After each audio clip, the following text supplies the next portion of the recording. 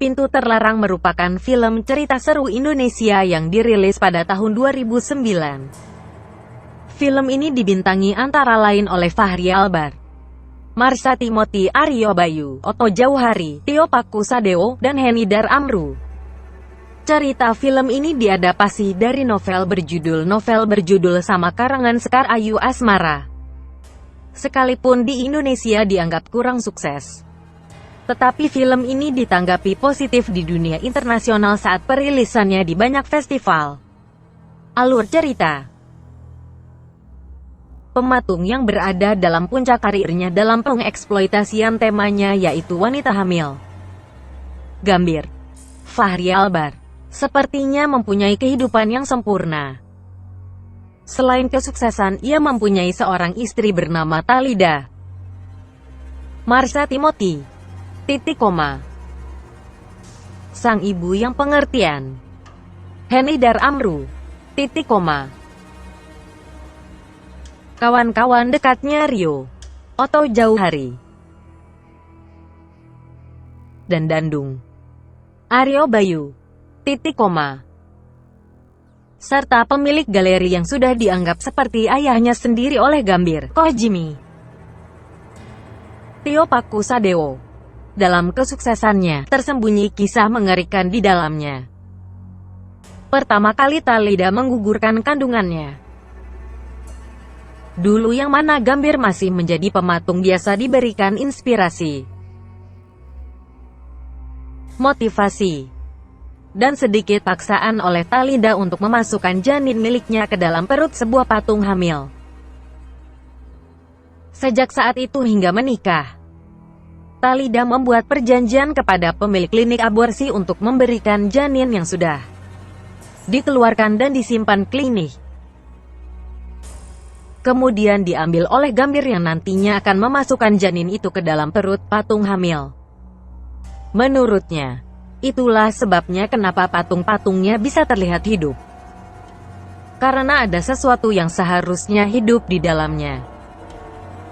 Kendati Gambir sebenarnya tidak mau, ia akhirnya mau karena paksaan Talida yang mengetahui bakal kesuksesan Gambir sudah ada. Dari beberapa adegan, mulai terasalah atmosfer sebenarnya antara orang-orang kepada Gambir. Seperti saat Ko Jimmy memaksa Gambir untuk membuat pameran patung hamil lagi dengan mengancam akan memberitahu isi patung sebenarnya yang dulu pernah dilihat Ko Jimmy pada patung pertama Gambir. Kemudian di antara kehidupan Gambir yang kini mempersiapkan pamerannya lagi, Gambir mulai menemui sebuah tulisan berbunyi, "Tolong saya," yang banyak ia temui di sekitarnya.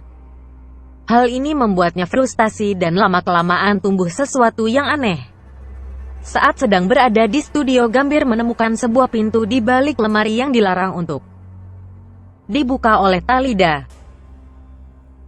Talida menyatakan bahwa apabila pintu itu terbuka maka perasaannya menjadi hancur dan akan membuat semua hal di antara mereka menjadi musnah.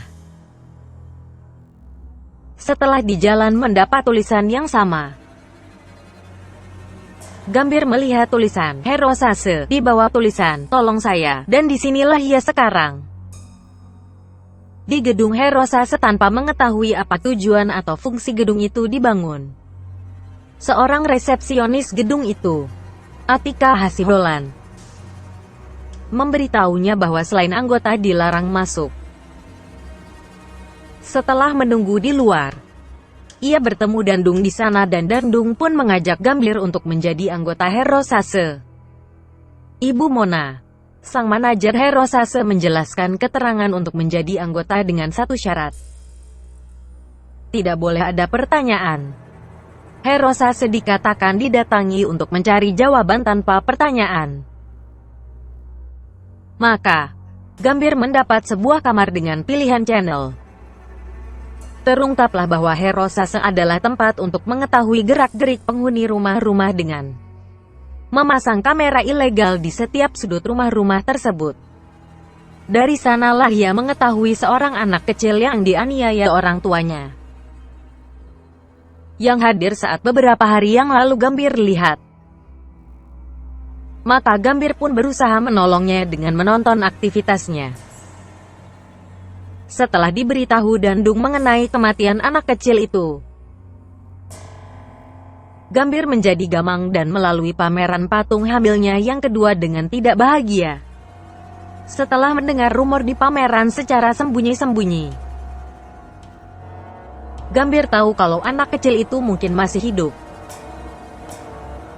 Ia segera pergi ke Herosase dan mencari tayangan anak kecil itu. Saat ketemu, Gambir melihat sang anak kecil mengambil pisau di dapur dan menggorok leher kedua orang tuanya.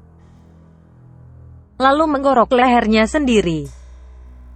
Gambir yang sok melihat ke menu channel dan menemukan nama Talida Sasongko tertera di sana. Gambir melihatnya dan menemukan fakta di balik fakta yang ia tahu.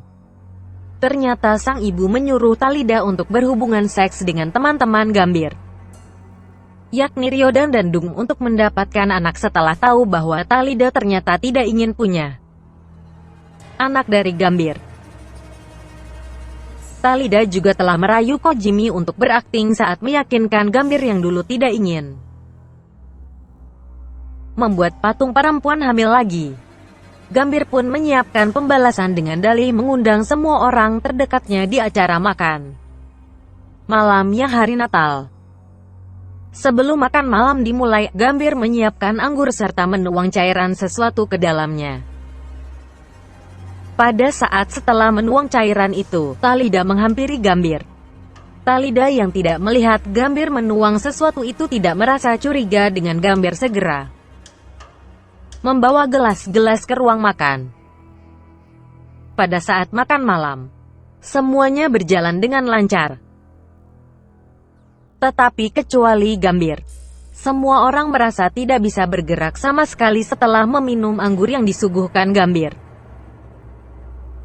Gambir menjelaskan bahwa anggur yang mereka minum sudah dituang racun Devil Speed sehingga mereka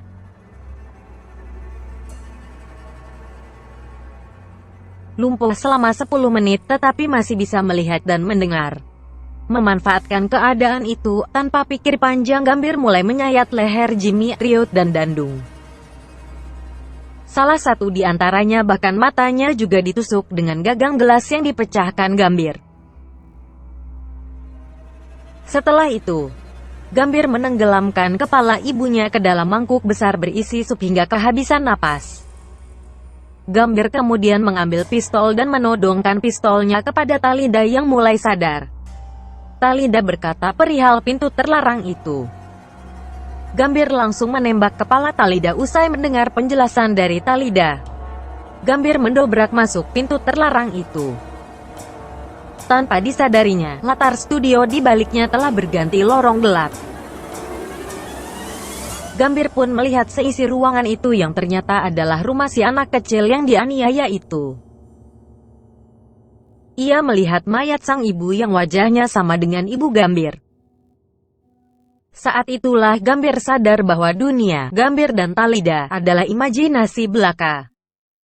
Gambir kembali ke tempatnya yang sebenarnya, sebuah bangsal di rumah sakit jiwa.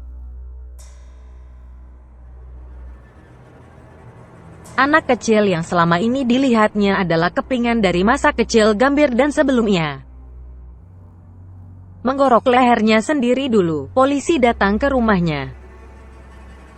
Gambir yang hidup dalam kesendirian menjadi frustasi dan menjadi orang yang lebih baik di dunia miliknya sendiri, kabur dari dunia realita yang kejam.